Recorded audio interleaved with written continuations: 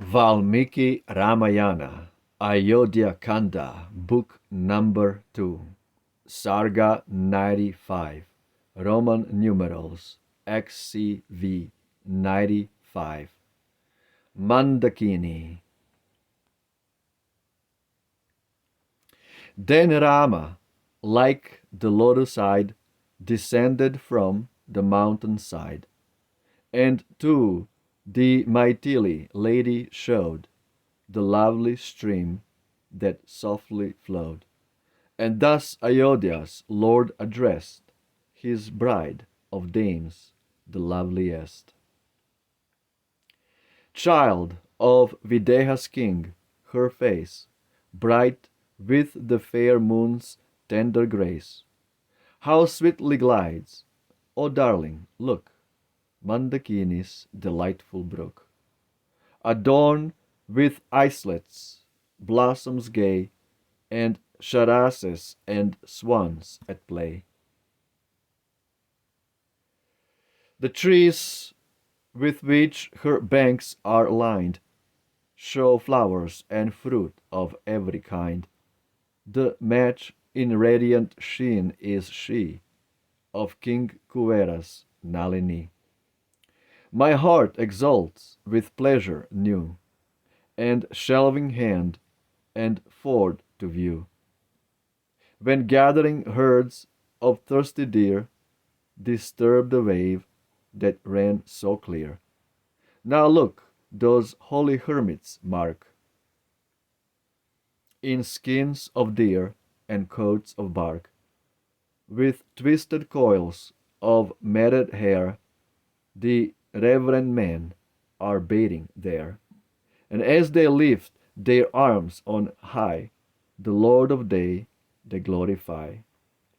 These best of saints, my large-eyed spouse, are constant to their sacred vows. The mountain dances, while the trees bend their proud summits to breeze, and scatter many a flower and bud from branches that o'erhang the flood.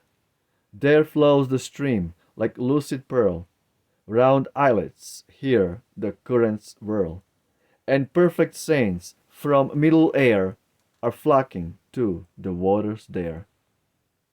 See, there lie flowers in many a heap, from boughs the whistling breezes sweep, and others waft by the gale down the swift current dance and sail. Now see that pair of wild fowl rise, exulting with their joyful cries. Hark, darling, waft from afar, how soft their pleasant voices are. To gaze on Chitrakutta's hill, to look upon this lovely rill, to bend my eyes on thee, dear wife, is sweeter than my city life. Come, bathe we in the pleasant rill, whose dancing waves are never still. Stirred by those beings pure from sin, and sanctities who bathe therein, come, dearest, to the stream descend, approach her as a darling friend, and dip thee in the silver flood, which lotuses and lilies stud. Let this fair hill Ayodhya seem, its sylvan things her people deem, and let these waters, as they flow, our own beloved Saraju show. How blessed, mine own dear love, am I, thou, fond and true, art ever nigh. And duteous, faithful Lakshman stays beside me, and my word obeys. Here every day I bathe me thrice. Fruit honey roots for food suffice, and ne'er my thoughts with longing stray to distant home or royal sway. For who this charming brook can see, where herds of roe deer wander free, and on the flowery wooded brink apes, elephants, and lions drink? Nor feel all sorrow fly, thus eloquently spoke the pride of Raghu's children to his bride, and wander happy by her side, where Chitrakuta azure dyed, uprears his peaks on high. This is absolutely beautiful. There is no doubt about this. This is absolutely beautiful. Footnotes 2031b. A lake attached either to Amaravati, the residence of Indra, or Alaka, that of Kuvera. 2032b. The Ganges of heaven. 2041. Nalini, as here, may be the name of any lake covered with lotuses. This chapter is just absolutely mind-blowing, beautiful chapter. Look at this is called Transcendental Eternal Netflix. Okay, if you want to watch something that can benefit your uh, um, being, that's what you look at. The Transcendental Eternal Pastimes of God, Ramayana, the most beautiful Ramayana. It's not about some invisible sky deity, brainless, faceless, dickless sky deity who throws plagues on people. Not that kind of God. We're talking about God and his eternal pastimes.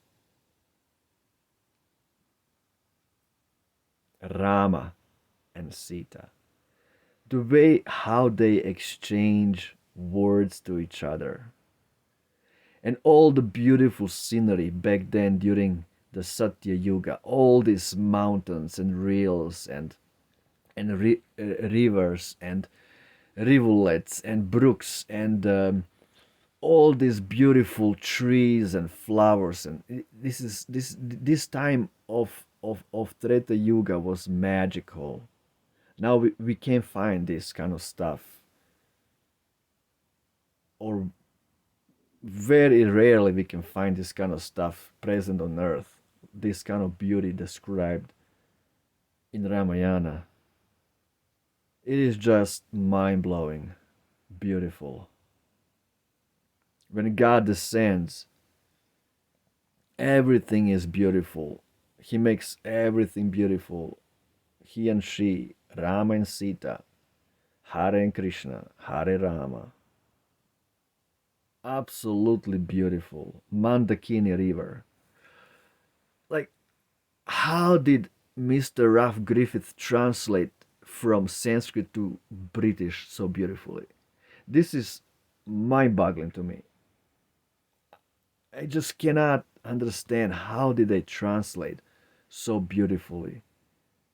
Like, you're right there seeing all these amazing colors, all this beauty. Rama talking to Sita that he enjoys being with her in this forest rather than being in his kingdom.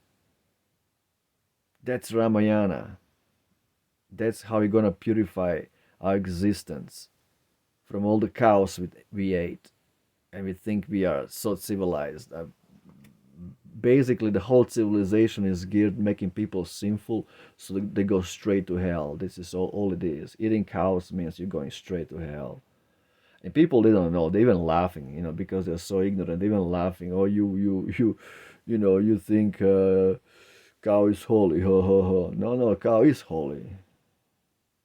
But your activities are satanic, so that's why you have to go straight to hell, get born back through a vagina of an animal, to be raised on a farm for slaughter, for food for another set of stupid people like you. That's called karma. Jai Shri Ramayana. Roma Victa. Victory to Rama. Jai Shri Ram. Ciao.